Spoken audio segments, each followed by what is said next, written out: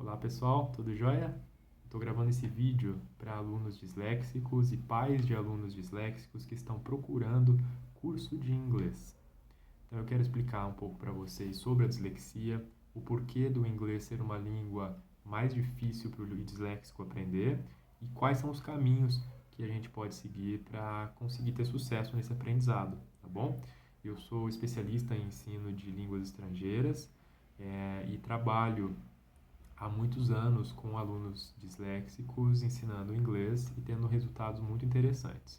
Então, vou começar contando para vocês, lendo uma definição da International Dyslexia Association, que é uma das organizações mais reconhecidas no mundo nesse trabalho com a dislexia. Eles dizem o seguinte: a dislexia do desenvolvimento é considerado um transtorno específico de aprendizagem de origem neurobiológica, caracterizada por dificuldade no reconhecimento preciso e ou fluente da palavra, na habilidade de decodificação e em soletração.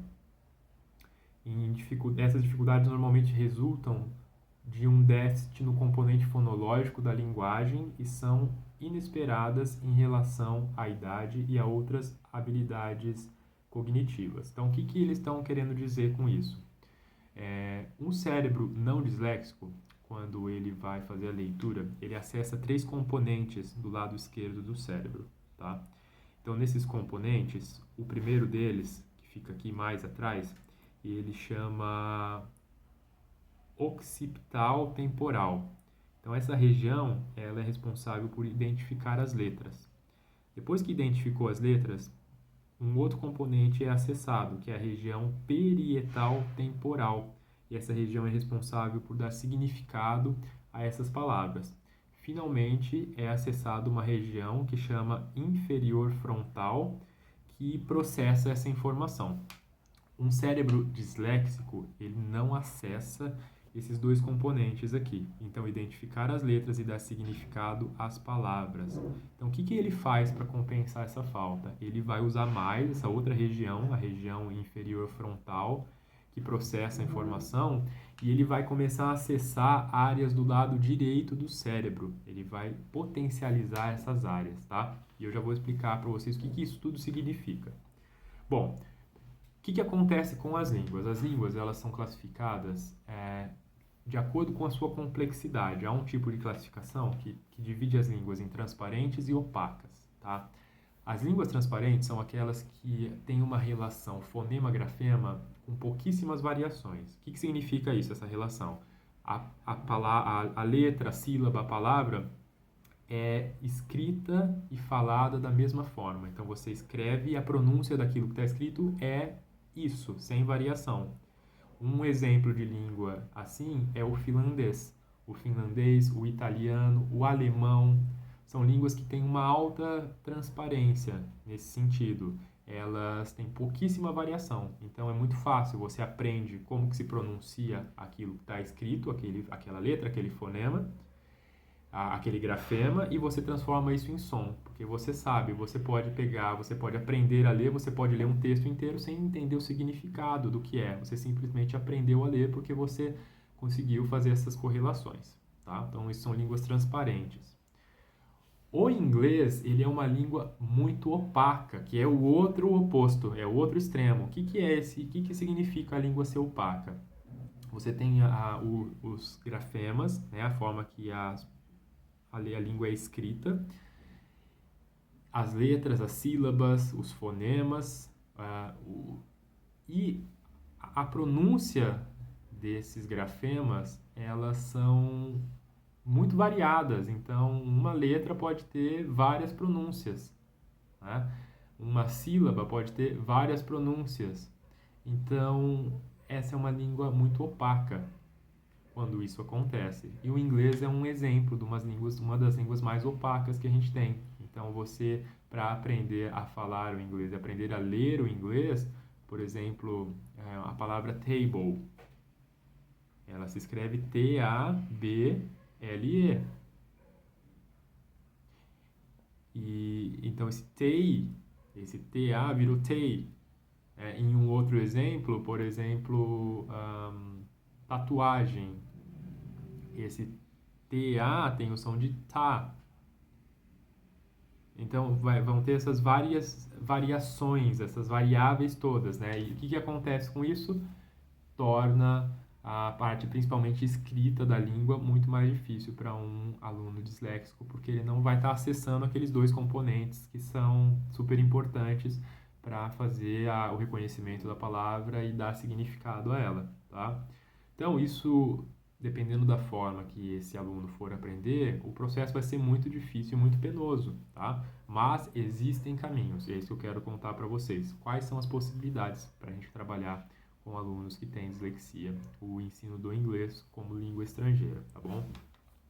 Bom, o que eu quero dizer para vocês é que um caminho, e talvez seja o melhor caminho, é o ensino multissensorial. Então, o que é o ensino multissensorial? O que é um método multissensorial? Inclusive, um método multissensorial que pode ser usado para alfabetização.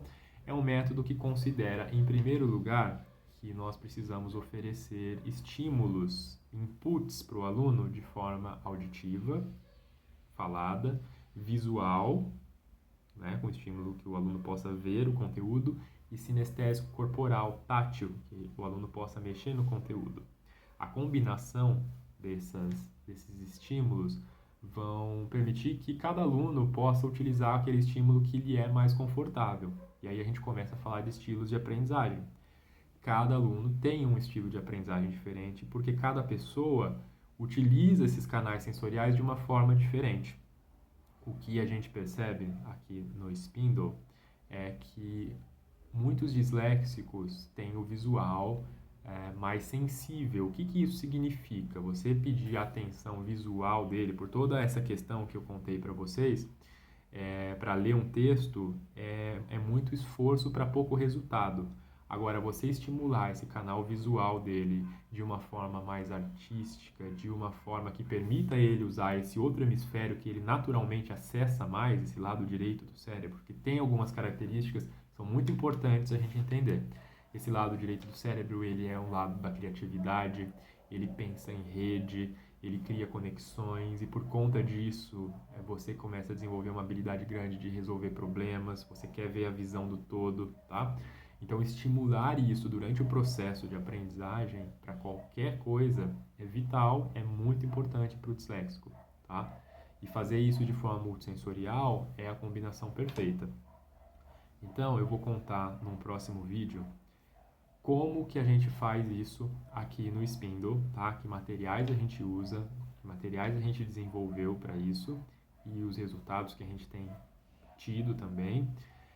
Porque é uma série de benefícios quando você começa a trabalhar com essa visão global do aprendizado, podendo oferecer, global no sentido de poder oferecer esses diferentes acessos para esses vários estilos de aprendizagem, você começa a atender todos os tipos de aluno, inclusive os alunos disléxicos, os alunos com outros distúrbios de aprendizagem, tá?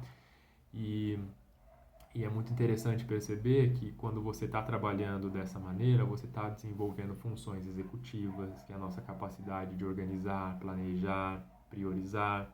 Você está desenvolvendo a cognição, que é a nossa capacidade de aprender a aprender, tá?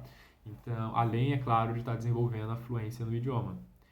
Então, isso que eu queria contar para vocês, resumindo o processo de aprendizagem de inglês como língua estrangeira para um aluno disléxico, ele precisa de um caminho que vá oferecer essas potencialidades, vá oferecer soluções para que essas potencialidades do aluno sejam aproveitadas ao máximo e não reforçar as dificuldades, tá bom?